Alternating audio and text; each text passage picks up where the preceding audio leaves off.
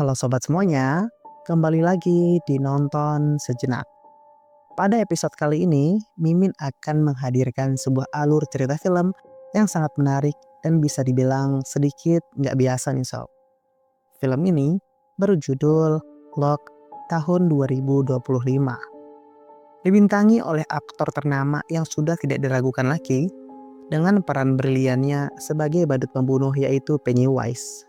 Kalau bukan Bill Skarsgård. Serta antagonis pada film ini yang diperankan oleh Anthony Hopkins yang sering kita kenal dengan perannya sebagai Dr. Hannibal Lecter. Disutradarai oleh David Yarovsky dan bergenre psychological thriller. Film ini mengisahkan tentang seorang pria dengan tekanan hidup dan konflik yang mendalam. Memaksanya mencuri untuk mempertahankan keluarganya. Dirinya mendapati sebuah mobil mewah yang terparkir di tepi kota. Tanpa ia sadari, mobil itu telah dimodifikasi menjadi sebuah perangkap hidup oleh pemiliknya. Seorang dokter yang trauma karena tragedi masa lalu. Tekanan fisik dan mental sedikit demi sedikit menghancurkan pria itu. Memaksanya untuk terus bertahan hidup. Gimana? Penasaran dengan alur ceritanya? Kalau gitu tanpa berlama-lama lagi, jangan lupa like, subscribe, dan hidupkan lonceng notifikasinya agar kalian tidak ketinggalan video alur cerita film kesayangan kalian. Langsung aja, yuk nonton sejenak.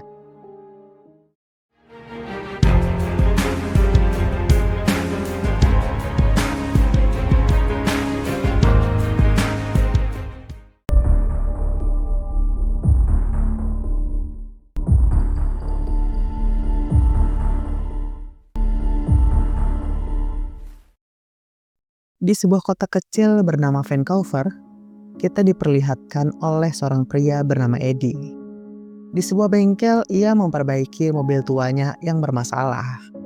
Namun, uang yang ia miliki hanya setengah dari biaya perbaikan. Membuat mobilnya tertahan di sana. Berupaya meminta keringanan, sayangnya ia mendapati penolakan yang cukup keras. Hari itu, merupakan jadwalnya untuk menjemput anak perempuannya di sekolah. Anak itu bernama Sarah. Tak lama ia mendapati panggilan dari istrinya Amy. Hubungan mereka saat ini berada di ambang perpisahan.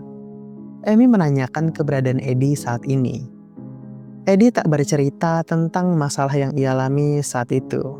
Ia hanya meminta maaf, lalu Amy mematikan teleponnya. Eddie melihat sebuah sepeda dan menanyakannya pada salah satu teknisi. Teknisi itu meminta $75 jika ingin memilikinya. Dikarenakan ia tak memiliki uang, teknisi itu justru mengusirnya. Segala upaya Eddie lakukan untuk dapat menjemput putrinya walau hanya menggunakan sepeda. Di sebuah meja, Eddie melihat dompet yang diletakkan begitu saja. Eddie tak menyia-nyiakan kesempatan yang datang padanya. Ia mencoba memprovokasi pemilik bengkel itu, memancing sebuah keributan.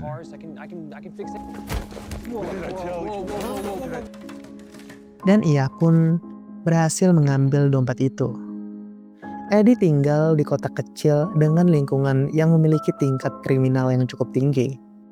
Bahkan, ia pun seringkali terpaksa mencuri agar dapat bertahan hidup. Mengecek beberapa mobil yang terparkir, berharap ada mobil yang tak terkunci. Eddie juga berusaha menghubungi teman, keluarga, dan kerabatnya. Berharap salah satu dari mereka dapat menjadi solusi dari masalah yang ia hadapi saat ini. Namun tak satu pun yang membantu Eddie. Tak jarang juga Eddie mencoba peruntungannya dengan membeli 3 lotre. Orang-orang menganggapnya sebagai gelandangan. Sebuah panggilan kembali muncul dari Sarah. Ia nampak kesal karena ayahnya tak menjemputnya. Membuat Sarah menunggu lalu dijemput oleh Amy. Dengan berat hati, Eddie hanya dapat meminta maaf kepada putrinya. Beralasan tentang kendala yang ia hadapi. Eddie tampak sangat menyayangi Sarah. Hingga di sebuah parkiran tepi kota, Eddie melihat sebuah mobil mewah yang terparkir di sana.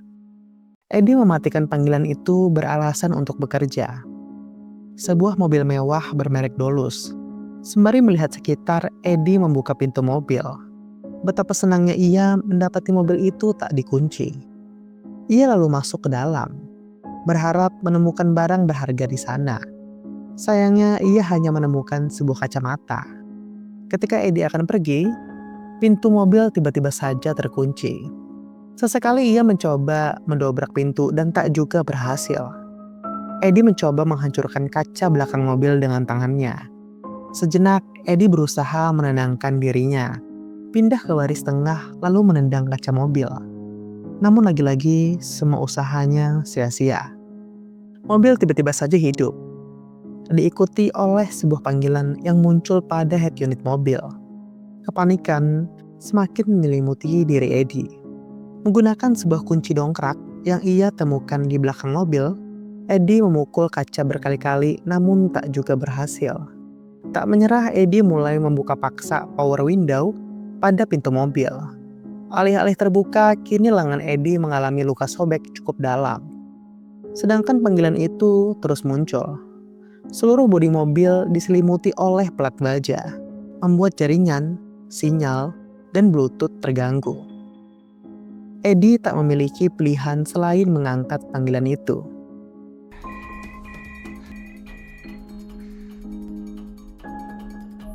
Suara pria itu terdengar dari panggilan itu. Pria itu justru menyapa Eddie, mengajaknya berbincang dan berkenalan. Pria itu bernama William. Yang tak Eddie ketahui kalau ternyata dirinya selama ini telah dipantau melalui kamera CCTV yang terpasang di mobil itu. Setiap pergerakan yang dilakukan oleh Eddie terlihat dengan jelas. Bahkan pria itu tak senggan menyetrum Eddie setiap kali ia berkata kasar. Mobil itu dirancang dengan sedemikian rupa hingga setiap kursinya dapat memberikan setruman. Merasa muak dan tak sabar, Eddie mengambil pistol di tasnya, berniat memecahkan jendela mobil. Sialnya tembakan itu justru menjadi bumerang baginya. Darah terus mengalir dari kaki dan tangannya. Yang bisa Eddie lakukan hanya berteriak dan meminta tolong. Tak lama seorang wanita berdiri tepat di depan Eddie sembari berkaca. Walau Eddie telah berupaya berteriak dan memukul kaca, namun semua itu sia-sia. Eddie mulai menyerah, meminta William menelpon polisi untuk menangkapnya. Yang ia butuhkan saat ini hanyalah sebuah penanganan medis. Namun William menolaknya. Ia terus mengoceh dan memperhatikan kondisi Eddie melalui kamera tersembunyi. Eddie mulai merasakan sensasi terbakar pada kakinya. Namun William enggan membantunya. William hanya mengoceh dan bercerita tentang dirinya. Ia merupakan seorang dokter juga duda karena istrinya telah meninggal. Dengan sisa air di botol, Eddie yang telah lemas meminumnya. Darah yang terus mengalir mulai membuatnya tak sadarkan diri. Dan Eddie pun pingsan. Malam hari pun tiba. Suara rintik hujan membangunkan Eddie. Ia juga mendapati lengan dan kakinya telah dijahit dan diobati. Walau begitu, Eddie tetap dibiarkan terkunci di dalam mobil. Rasa lapar kian dirasakan oleh Eddie. Namun sayangnya tak ada apapun di sana selain sisa remahan snack yang tersimpan di tasnya. Ia hanya dapat memandangi iklan billboard bergambarkan burger yang semakin memicu rasa lapar pada dirinya. Hari pun mulai berganti dengan kondisi hujan di pagi hari. Yang bisa Eddie lakukan hanyalah menghisap vape miliknya. Sebuah panggilan dari William kembali muncul, memberikan sambutan kepada Eddie. Eddie menanyakan apa yang ia inginkan darinya. Eddie meminta makanan dan minuman kepada William, maka ia siap mendengar segala ocehan darinya. Alih-alih menjawab, William justru bercerita tentang sebuah rumah yang pernah ia belikan untuk putrinya bernama Emma. Sebuah rumah yang bagus untuk memulai keluarga. Lalu dua orang mendekati. Eddie yang tak tertarik dengan cerita William mulai memotongnya, berkata kasar dan meminta makanan serta minuman pada William. William yang tak suka makian mulai memberikan setruman pada Eddie, memicu emosinya terlebih ia sedang lapar dan kehausan. Sembari tertawa, William mulai membuat seluruh suhu di ruangan itu menjadi dingin maksimal, lalu memutarkan sebuah musik yang akan mengganggu pendengaran Eddie hingga batasnya. Berjam-jam berlalu membuat ia kedinginan dan terganggu oleh musik itu. Malam pun tiba. Rasa dingin semakin menusuk ke tubuh Eddie menembus tulang. Panggilan dari William pun kembali muncul. Eddie mengangkat panggilan itu, meminta maaf atas perkataan yang ia ucapkan, berjanji tak akan mengulanginya. Dan AC pun dimatikan. Eddie kembali terbangun keesokan harinya. Kencing di botol lalu memulai hari dengan mencari jalan keluar. Namun baja yang kokoh sulit untuk ditembus. Sedangkan hujan terus melanda kota kecil itu. Seperti biasa, William kembali menelpon untuk menyambut Eddie. Eddie tak sengaja melihat seorang pria yang berdiri sembari menelpon lalu menatap ke arah mobil itu. Eddie menduga kalau orang itu ialah William. Eddie pun mulai angkat bicara, menanyakan tentang rencana William ke depan. Ia rasa kalau dirinya mati tak akan semudah itu membuangnya. Terlebih dengan kamera di mana-mana. Menyinggung sebuah buku berjudul Crime and Punishment karya Dostoevsky. Poinnya adalah jika membunuh seseorang maka akan mengacaukan hidup William. Eddie seringkali melakukan hal kacau. Meski demikian ia tak pernah dan tak akan pernah membunuh seseorang. William menyinggung pistol yang terus Eddie bawa di tasnya. Eddie pun menyangkal kalau pistol yang ia bawa hanyalah sebagai perlindungan. Dengan merendahkan dirinya, Eddie meminta pengampunan dan keringanan kepada William. Dan jika itu sulit baginya, William hanya perlu menyerahkan Eddie kepada pihak yang berwajib. Akan tetapi, nampaknya sudut pandang mengenai keadilan yang dimiliki oleh Eddie dan William jauh berbeda. William merasa kalau sistem peradilan yang dibangun oleh gubernur negara bagian sangat tidak peduli dengan penduduk negeri ini. Memilih mengurusi sampah seperti Eddie, memberikan bantuan sosial hanya demi diakui oleh orang-orang. Baginya orang seperti Eddie tidak seharusnya dirangkul dan diayomi. Sehingga untuk mewujudkan keadilan, ia harus melakukannya sendiri. Hal itulah yang mendasari William menghukum pencuri seperti Eddie dengan caranya.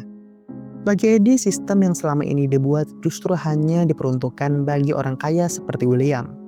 Membuat orang kaya semakin kaya dan menindas orang-orang di bawahnya. William lalu memberikan penawaran kepada Eddie, meminta nomor jaminan sosialnya untuk dilakukan pengecekan.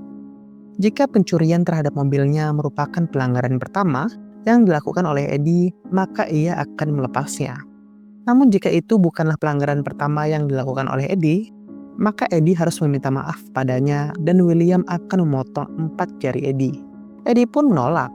Baginya keadilan tak bisa dicapai tanpa sebuah moralitas. Sembari mengucapkan kata-kata kasar, William pun kembali menghukum Eddie. Menyetrumnya, memutarkan musik mengganggu, lalu mengubah suhu ruangan menjadi sangat panas. Keringat membasahi seluruh tubuh Eddie. Rasa haus yang mendalam semakin ia rasakan. Dehidrasi akibat tak ada minuman, ditambah cairan tubuh yang terkuras oleh suhu panas, membuat tubuh Eddie semakin lemas. Satu-satunya air yang ada hanyalah air kencingnya sendiri. Tak lama kemudian, William kembali memanggil. Eddie merasa bingung kenapa William harus repot-repot menjahit luka dan mengapa tak membiarkannya mati saja. William telah mencurahkan banyak uang dan waktu untuk proyek mobil itu, sehingga ia dapat bersenang-senang dan menikmatinya hingga titik akhir. William pun kembali menawarkan kepada Eddie untuk menyebutkan nomor jaminan sosialnya, menukarkannya dengan sebotol air. Dengan terpaksa Eddie pun menyebutkannya. Seperti janjinya, William memberitahukan kalau ia telah menaruh air di bawah kursi saat Eddie pingsan. Bergegas Eddie pun mengambilnya lalu meminum air itu hingga tak tersisa. Ketika Eddie ingin tidur, sesuatu mengganggunya. Ia pun mengambil sebuah lotre yang ada di jaketnya. Ketika ia menggosok lotre itu, ternyata ia memenangkan lotre sebesar $500. Tak menyangka kalau apa yang ia cari selama ini ada di kantongnya. Semua itu terjadi ketika ia ingin menggosok lotre, seseorang memberikan uang karena menganggapnya gelandangan, sehingga membuatnya lupa. William kembali memanggil ketika melihat Eddie yang begitu senangnya. Namun kini tak ada jalan kembali bagi Eddie. Dengan hati yang tulus dan kesadaran diri penuh penyesalan, Eddie meminta maaf atas perbuatannya, menyesali setiap tindakan dan keegoisannya. Tak memaksa William memaafkannya, namun setidaknya meminta William berbesar hati kepadanya. Walau tak bisa melepaskan Eddie, setidaknya ia menghargai pengakuan itu. Lalu memberikan Eddie hadiah sebuah cookies yang tersimpan di dashboard mobil. Ketika Eddie mengambil makanan di dashboard depan, ia tak sengaja melihat saklar dan jalur kelistrikan yang mengendalikan mobil itu. Namun Eddie terus bersikap biasa. Tiba-tiba William mendapati sebuah panggilan dari pasiennya, membuatnya terpaksa meninggalkan Eddie sejenak. Memastikan William telah pergi, Eddie pun bergegas memeriksa elektrikal pada mobil, mengambil gambar untuk mengetahui saklar keamanan pada mobil. Eddie berusaha menggapai saklar dengan jarinya, namun saklar itu sangat keras hingga mematahkan jari kukunya. William yang melihat Eddie bertingkah aneh, segera menyetrum tubuhnya. Kali ini usaha Eddie gagal. Tak seperti sebelumnya, kini Eddie memiliki tujuan. Ia mulai sering duduk di kursi depan dan dengan konsisten meraih saklar berharap saklar itu nantinya akan longgar. Yang ia butuhkan hanyalah bertahan sedikit lagi. Tak ada pilihan, Eddie meminum air kencingnya sendiri untuk dapat bertahan hidup. Melihat seorang ayah yang bermain dengan anaknya, mengingatkan Eddie pada Sarah. Hingga malam hari, bahkan kakinya mulai terluka, saklar itu tak juga lepas. Eddie mulai mencoba keberuntungannya memencet tombol start engine.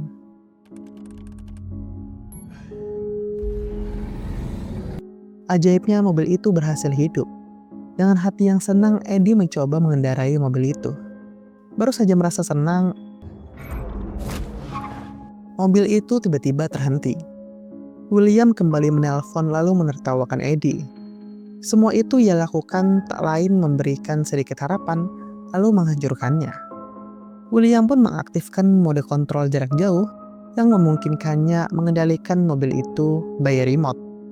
Ia bermaksud memperlihatkan kepada Eddie orang-orang sepertinya, pecandu, kriminal, dan semua orang berjalan seolah-olah itu semua normal. Masyarakat kini telah rusak. William menepi sejenak, menunjukkan sebuah rumah yang ia maksud sebelumnya. Rumah yang bagus untuk memulai keluarga. Rumah itu menggambarkan orang-orang yang memiliki kehidupan lebih baik, namun hidup dalam ketakutan oleh lingkungannya yang dipenuhi masyarakat rusak seperti Eddie. William mengajak Eddie ke sebuah gang sempit, memperlihatkan dua orang pria yang sedang merampok seseorang. Salah satu dari mereka menghampiri mobil, menunjukkan pistol yang ia bawa merasa aturan tunduk padanya. Tanpa pikir panjang, William pun menabrak pria itu hingga tewas seketika. Tersisa satu pria lagi. Tanpa ampun, William kembali membunuh satu orang lagi. Tak pernah terbayangkan olehnya, William akan bertindak sejauh itu. William mulai mengebut di jalan kota, seolah-olah ingin mengantarkan Eddie ke sebuah tempat. Kekacauan pun terjadi di jalanan membuat Eddie panik dan takut.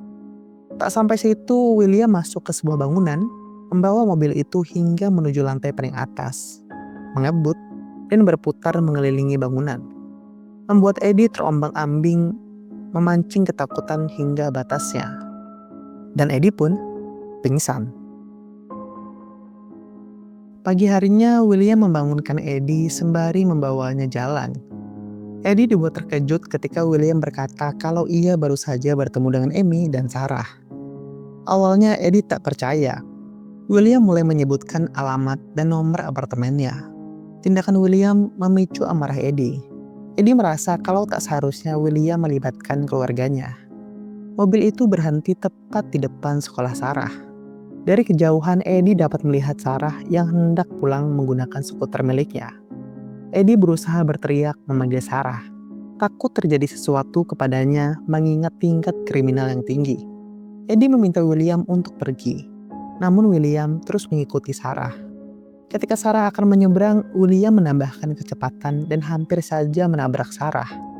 Sarah yang menyadari ada yang ingin berbuat jahat padanya, berusaha semaksimal mungkin mengayuh skuter itu. Sementara Eddie terus memohon dan meminta William untuk tidak melukai putri kecilnya. Bagi William, penyesalan adalah sumber sakit yang paling dalam. Namun untuk Eddie, itu semua masih jauh dari dasarnya. Eddie mengambil pistol dan mengancam akan membunuh dirinya sendiri untuk mengancam William. Laju mobil juga semakin cepat, lalu kemudian ternyata William telah mengambil seluruh peluru yang ada di pistol itu. Apa yang ia rasakan barusan menjadi sebuah pengalaman dan trauma yang tak terbayangkan. Mobil itu terus membawa Eddie menempuh perjalanan jauh. Namun Eddie masih terdiam membisu dengan apa yang baru saja ia alami. Tak terbayangkan olehnya jika Sarah menjadi korban. Air mata jatuh membasahi pipinya. Kini Eddie telah muak dengan semua permainan William. Ia lalu mencabut semua kamera yang terpasang di mobil, walau William terus menyetrum tubuh Eddie dengan membabi buta. William terus memberikan peringatan, namun itu semua tak cukup untuk menghentikannya.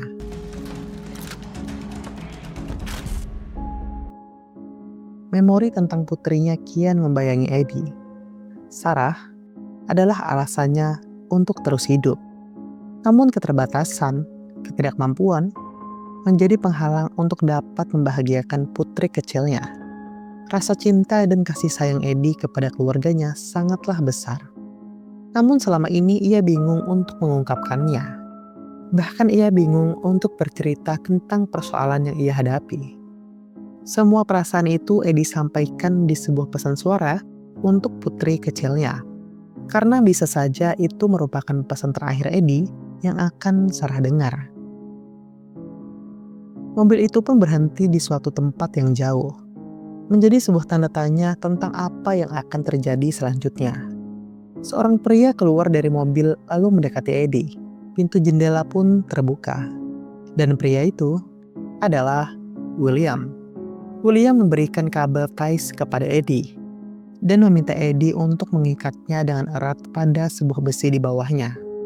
Setelah itu, William memasukkan beberapa perkakas yang ia bawa, lalu masuk ke ruang kemudi. Pertemuan itu merupakan kali pertama Eddie bertemu secara langsung dengan William. William mengambil pistol milik Eddie lalu mengisinya dengan amunisi. Setelahnya perjalanan panjang pun dimulai. William berniat membawa Eddie ke sebuah tempat yang jauh sebelum mengeksekusinya. Sepanjang jalan ia terus mengajak Eddie berbincang. Ia tak peduli jika Eddie masuk penjara. Tujuannya hanyalah membuat Eddie merasakan sedikit neraka. Eddie tak sengaja melihat sebuah gelang yang dikenakan oleh William, lalu menanyakan gelang itu kepadanya. Gelang itu merupakan pemberian dari putrinya Emma. Terlebih William juga memutar musik kesukaannya. Dan Eddie nampaknya mulai menyadari sesuatu. Sebuah alasan kuat mengapa William melakukan semua ini.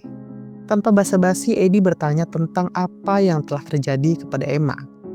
Eddie terus memprovokasi William, menarik perhatian padanya sambil dengan cepat berusaha melepas saklar pengaman. Semua upaya itu berhasil memancing emosi William. William pun mulai bercerita tentang apa yang telah terjadi kepada putrinya. Dua orang pria merampok William dan Emma, mengambil semua yang ia miliki, lalu menembak Emma tepat di lehernya. William melihat persis keadaan Emma hingga ia tewas tepat di depan William. Ironisnya, semua itu hanya berharga $1.500. Hanya demi uang dengan nilai yang tak seberapa, William harus kehilangan Emma selamanya. Hal itulah yang mendasari William sangat membenci orang-orang seperti Eddie, orang-orang pinggiran, dan menyamakan mereka dengan binatang. Eddie memberikan respon dari pengalaman pahit yang William alami, menyebut semua tindakan yang William lakukan adalah sebuah keadilan. Moralitas palsu, semua itu adalah omong kosong. William tak lebih dari pria tua yang menyedihkan. Bagian terburuknya ialah William melakukan itu semua atas nama Emma.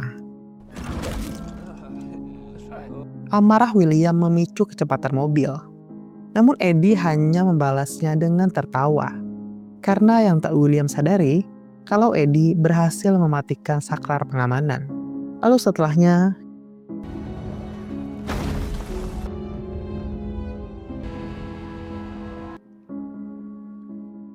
seluruh sistem mobil mati, dan mobil itu terjun bebas ke jurang. Eddie yang tersadar lebih dulu melihat sebuah pistol yang tergeletak. Dengan seluruh tenaga yang ia miliki, Eddie berusaha melepaskan ikatan yang menjeratnya sebelum William sadar dari pingsannya. Ketika William mulai tersadar,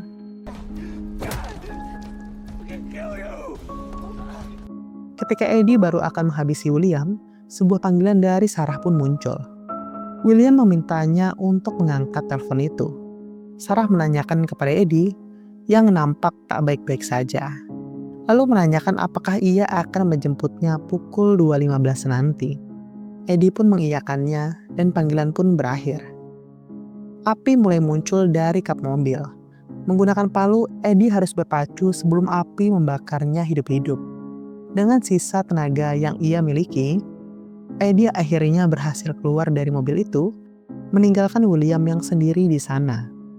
Setelah pengalaman buruk yang ia alami berhari-hari, akhirnya Eddie pun berhasil kabur dari sana. Dengan kondisinya saat ini, Eddie pergi menuju permukaan berharap ada mobil yang lewat, lalu mengantarkannya pulang. Tak lama sebuah mobil lewat, dan berhenti ketika melihat Eddie yang penuh luka. Pria baik itu lalu membantu Eddie dan mengantarkannya pulang. Eddie langsung pergi menuju bengkel, berniat mengambil mobil miliknya dengan uang lotre yang berhasil ia menangkan. Sementara waktu terus berjalan, dan Sarah juga telah keluar menunggu ayahnya.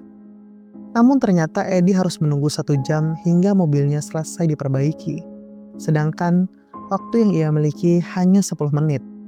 Eddie menatap sebuah sepeda yang ada di depannya. Tatapan penuh harapan terpancar di wajah Eddie. Selepas menunggu cukup lama, nampaknya untuk kesekian kalinya Eddie harus mengecewakan Sarah.